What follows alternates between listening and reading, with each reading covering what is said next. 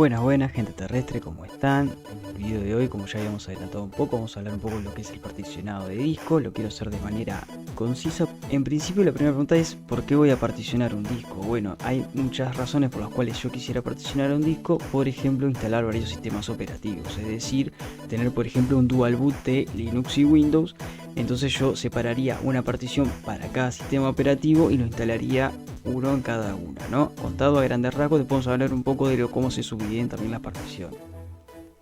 Otra razón podría ser reservar espacio para datos, y con esto me refiero a tener un respaldo de mis datos importantes dentro de mi disco duro, por si tuviera algún problema con el sistema, lo tuviera que formatear o cualquier cosa que pasara, yo pudiera hacerlo tranquilamente sin tocar la partición donde tengo todos esos datos sensibles, cosa que a mí me ha pasado, y así poder eliminar el sistema operativo o quizás reemplazarlo, porque yo por ejemplo lo quise reemplazar.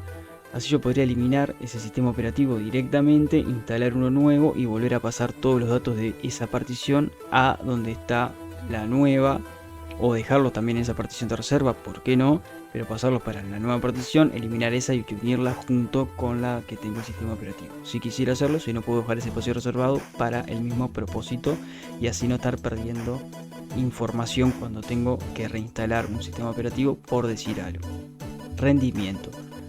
Esto va enfocado más bien a lo que son los discos duros mecánicos, ya que a la hora de lectura y escritura son bastante más lentos de los que hay por ejemplo ahora SSD o M2, que funcionan a una velocidad totalmente diferente, muchísimo más rápido y pueden leer y escribir mucho más rápido. Pero yo con un disco mecánico subdividido en particiones más pequeñas es más fácil para el disco buscar esa información, leerla o escribirla, y el mantenimiento va por el mismo lado. Por ejemplo, yo tengo un disco mecánico y los discos mecánicos suelen averiarse por sectores, es decir que si yo encuentro sectores averiados de mi disco duro donde yo corro el riesgo de perder información, ya podría usar otros sectores del disco duro para guardar la información y tener un respaldo para cuando vaya a cambiar ese disco duro poder reemplazar esa información y por qué no recuperar el sector dañado, algún dato que se me haya perdido. Y organización, porque tener un disco particionado en distintos sectores me va a ser mucho más fácil a mí mismo buscar determinada información, o yo ya voy a saber dónde tengo por ejemplo mis datos de usuario, donde tengo por ejemplo mi reserva de información crítica dentro del disco duro, donde voy a tener los archivos de todo lo que es el sistema operativo o lo que fuera necesario.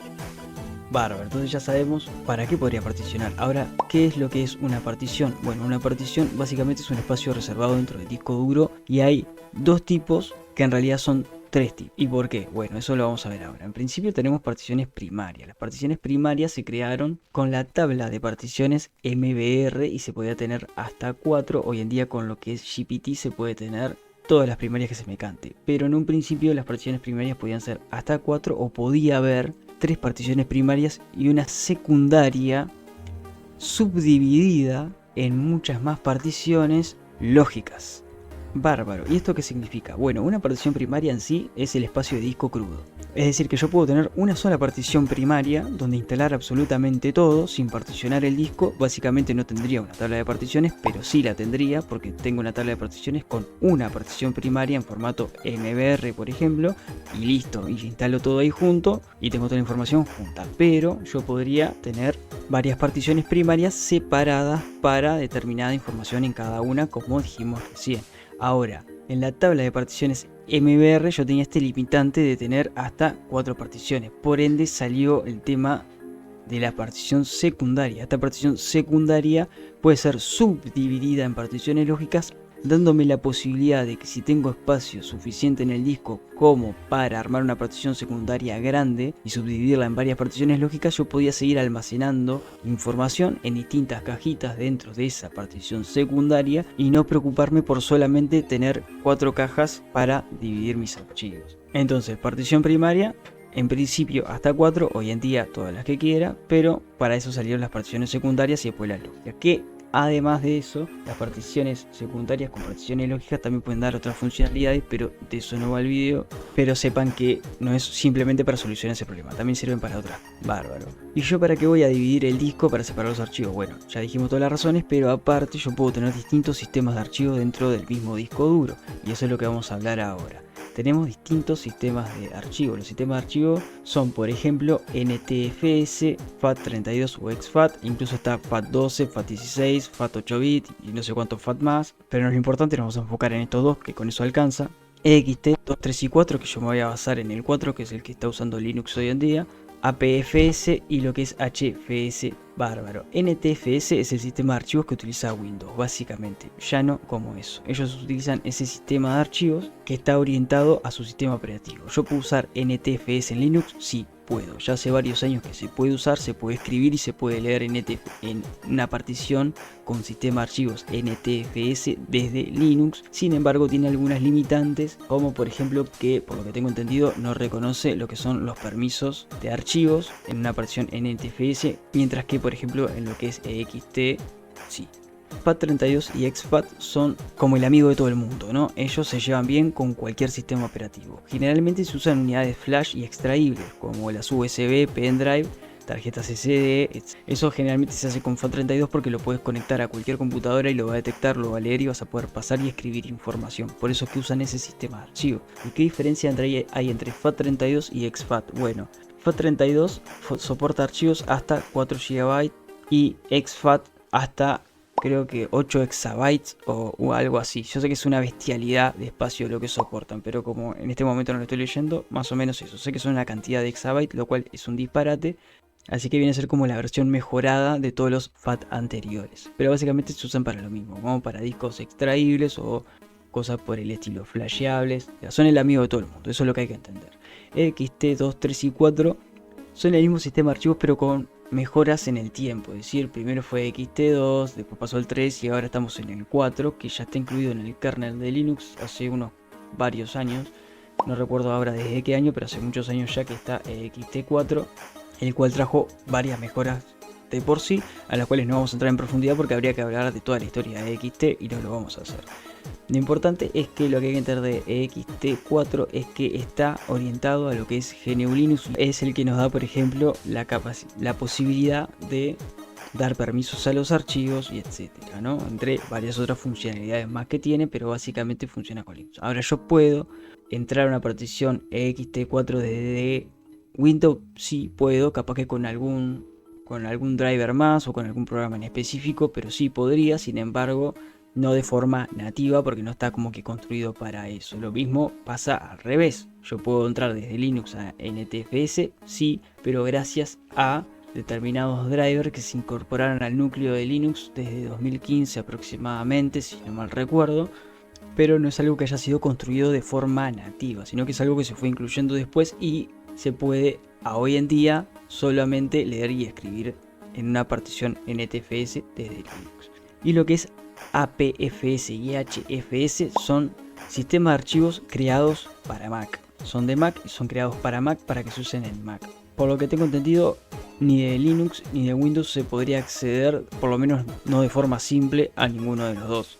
Es decir que para esos archivos, ese sistema de archivos hay que usar Mac sí o sí, lo cual no es nada raro en Mac porque estamos acostumbrados a que ellos ya disponen de su hardware, disponen de su sistema operativo y disponen de su sistema de archivos. Son un sistema cerradito, el cual funciona con su soporte y sus cosas. Está para eso. Impecable. Entonces, ya sabemos por qué voy a particionar, ya sabemos qué tipo de particiones tenemos y qué tipos de sistemas de archivos puedo poner dentro de las particiones. Es decir que dependiendo del sistema operativo que voy a utilizar, yo voy a poner un tipo de sistema de archivos para no tener problemas. Eso que quede claro porque cuando vamos a particionar el disco también nos va a pedir el formato de sistema de archivos que va a tener cada partición. Ojo, si yo quiero dejar una partición separada para Windows desde Linux, yo lo que tengo que hacer es dejar una partición en formato NTFS. Si yo quiero dejar un espacio desde Windows para Linux, yo tengo que dejar una partición en ext4, tengamos en cuenta eso. Y como ya nombramos, tenemos sistemas MBR y sistemas GPT. Esto va por este lado, son tablas de particiones. MBR y GPT son tablas de particiones, es decir, formas de dividir el disco. ¿Y por qué hay dos? Porque en realidad MBR fue el primero y fue diseñado para los sistemas BIOS de las placas madre, y GPT, que vino posterior a MBR, que si bien igualmente están conviviendo hoy en día, GPT fue creado para que sea compatible con lo que es UEFI, que es un sistema más avanzado de firmware para placas madre que BIOS. Sin embargo, yo GPT lo puedo utilizar en BIOS. Ojo, porque hay muchas placas madres de BIOS con BIOS que GPT puede reconocer. Sin embargo, capaz que con alguna placa madre muy vieja tendría que usar MBR. Sin embargo, GPT entiende a BIOS. Pero como norma principal, si yo no quisiera correr riesgos, si tengo una placa BIOS, MBR, si tengo UEFI, GPT. Pero es muy probable que GPT también lo pueda aplicar a BIOS. Eso no sería un problema. ¿Y cuál es la diferencia entonces? Aparte de que MBR fue generado para BIOS en un principio y GPT para UEFI. Primero, bueno, como ya dijimos, GPT lo vas a poder usar en UEFI y en BIOS. MBR ya en UEFI no vas a poder. Y aparte, GPT soporta particiones y discos duros ya de por sí. MBR no soporta discos de más de 2 TB. Creo que 2 TB tampoco lo soporta, pero más de 2 TB no lo soporta. GPT sí, y aparte GPT soporta particiones de más de 2 TB. Lo cual para todo lo que es servidores, obviamente se usa GPT. Además, GPT rompió esa barrera de las 4 particiones primarias, dejándote generar en realidad todas las primarias que vos quieras, sin la necesidad de hacer una partición secundaria. Puedes hacerla y puedes hacer particiones lógicas. Una cosa no quita la otra, pero GPT como que también rompió esa barrera sin la necesidad de hacer la secundaria con las subdivisiones lógicas. Esto también se habló en otro video cuando estábamos hablando de hardware, si no mal recuerdo, y de lo que era MBR y GPT. Impecable. Entonces, retengamos. Norma general, BIOS usamos MBR, UEFI usamos GPT, pero si quisiera usar GPT en BIOS probablemente funcione, casi seguro. Seguimos. Bárbaro, yo ya tengo mi disco duro. Ya sé que tengo que hacer particiones primarias y que les tengo que poner, por ejemplo, si quiero instalar Linux, un sistema de archivos en ext4. ¿Y cómo lo hago? Bueno, tenemos herramientas de particionado de disco. Windows tiene las suyas, pero yo voy a hablar de las de Linux. De modo gráfico, por ejemplo, tenemos allí Parted, y si no me equivoco, Parted también viene en modo gráfico. Y después de la misma terminal, y generalmente ya incluidas por defecto, tenemos Fdisk y Cfdisk. Más intuitiva y más fácil de usar desde el CLI, yo creo que Cfdisk es clarísimo y bastante fácil de usar. Fdisk ya tenés que ingresar algún otro comando más. Es un poquito más complicada, no es imposible, pero por comodidad yo prefiero Cfdisk, donde cuando las iniciemos, como vimos en el video de Antix, lo que me va a pedir es: tenés este disco duro que tiene tanto espacio, ¿qué querés hacer con él? Bueno, de ese espacio libre yo lo que quiero es crear una partición de tal tipo con tal sistema de archivos. Y así las voy creando, lo escribo y lo dejo para que después cuando se instale el sistema operativo ya entienda, bueno, yo tengo que venir para acá, yo tengo que venir para acá, yo tengo que venir para acá, yo tengo que venir para acá. Como para ser claro. ¿Y qué tipo de particionado yo le tendría que dar al disco para instalar, por ejemplo, Linux? Bueno, como dijimos en realidad, y ya voy a poner los 4 que yo creo que tienen que ir siempre, en realidad yo puedo perfectamente generar una sola partición primaria, ponerle sistema de archivos ext4 e instalar Linux enterito ahí, sin separar en lo que es boot, raíz, home y swap. Porque ¿qué pasa? Yo el group lo voy a poner donde está la partición de boot. Si tengo toda la misma partición que puede ser el disco duro entero, lo que es el group se va a instalar en el primer sector del disco duro, en lo primero que se va a leer para poder iniciar el sistema operativo y ejecutar todo el resto de los servicios, los daemons y etcétera para que arranque el Linux. Pero si yo quisiera contemplar el hecho de generarme un espacio separado, tener los archivos por otros lados, por ejemplo para no tener que borrar la partición home y dejarla como espacio de reserva para los archivos personales del usuario, por decir algo, porque perfectamente podría ser una partición más específicamente para eso, pero digamos que vamos a usar esa.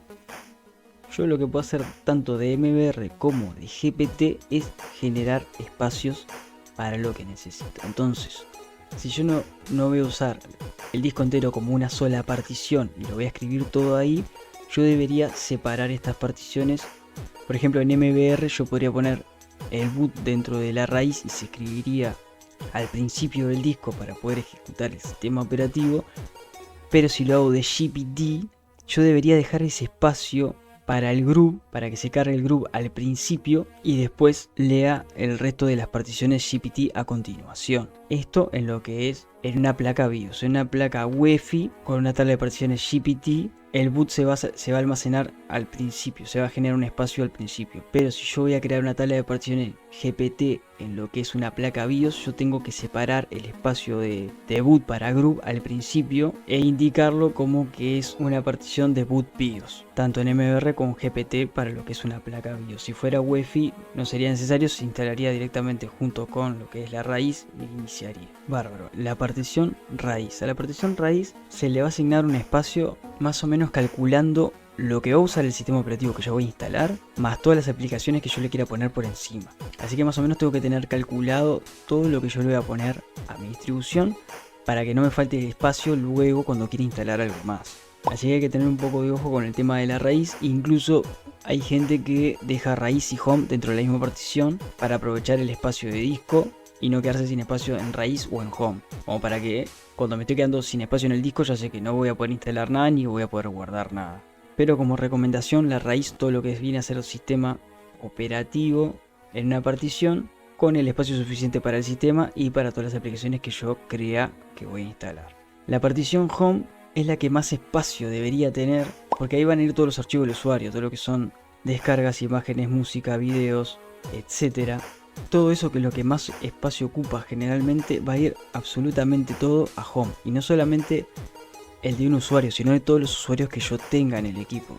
Por ende tendría que ser la que más espacio de disco necesite. Y por último, pero no menos importante, lo que es la partición swap. La partición swap se calcula en base a la cantidad de RAM que tengamos. Es decir que generalmente lo que se hace es que se ponga el doble del RAM que se tiene, o por lo menos la misma cantidad. Nosotros cuando instalamos Antix lo hicimos con 1 GB de RAM físico y le asignamos también 1 GB de RAM a lo que es swap o la memoria de intercambio. Y la memoria de intercambio sirve para todos los procesos que el sistema operativo hace en segundo plano. Por eso es que generalmente cuando medimos lo que consume de memoria RAM y lo que consume de swap, siempre va a consumir más de memoria RAM, porque son todos los procesos en primer plano, toda la información que necesita de primera mano, lo que está constantemente utilizando para hacer correr cualquier programa, por ejemplo de edición de video, edición de imagen, YouTube, browser, lo que fuera. Eso es lo que hace la memoria RAM. Pero para todos los procesos secundarios le va a pedir ayuda al swap. Y esto es para no saturar la memoria RAM y que no se nos congele el programa, que no se empiece a tildar, no empiece a funcionar mal, no empiece a funcionar lento y no tengamos esos tipos de inconvenientes o malas experiencias. Lo que es la memoria swap lo que va a hacer es eso, como desagotar todos los procesos de segundo plano que no son utilizados tan regularmente, pero que aún así consumen RAM, para liberar un poco la exigencia en la memoria RAM y que el sistema funcione de manera un poco más óptima. Así que, como mini repaso, yo podría hacer 3 particiones primarias: una para raíz, una para home y una para swap, con una tabla de particiones en MBR para una placa BIOS, porque el boot podría quedar dentro de la partición raíz al principio del disco y sería lo primero que le iría y se ejecutaría el sistema operativo. Si lo voy a hacer en una placa BIOS con una tabla de particiones GPT, le dejo un espacio reservado al boot al principio del disco para que ahí se instale el GRUB y se inicie el sistema operativo. Y si fuese una placa UEFI con GPT, podría también hacer lo mismo de raíz home swap, y el GRUB quedaría al principio del disco, donde estaría la partición de boot en MBR, la placa BIOS, y se ejecutaría así, de esa manera. Raíz, el espacio del sistema operativo más lo que le piense instalar a posterior. Home, la mayor cantidad de espacio que pueda asignarle como para no tener problemas de almacenamiento cuando esté descargando cosas. Y swap, aproximadamente lo mismo o el doble de la memoria RAM que tenga, para no tener problemas al estar corriendo las aplicaciones dentro del sistema. Y así cierro la idea general del particionado de discos, que claramente no puedo englobar absolutamente todo lo que conlleva esto, porque habría que hablar de todo lo que son los sistemas de archivos, cuáles son sus diferencias, por qué fueron creados, y bueno, y ahondar un poco más en todo lo que son temas de estudio para un buen rato. Pero mi intención acá en realidad es explicar el por qué podría particionar el disco, cómo lo podría particionar, y dar algunas referencias de los espacios de las particiones del disco para tener en cuenta. Ahora, si toda esta información te pareció útil, te sirvió, o te parece que le puede servir a alguien, yo te voy a pedir que te suscribas, que actives la campanita, que le des a like y que compartas. Te dejo un gran abrazo intergaláctico y nos vemos en el próximo video.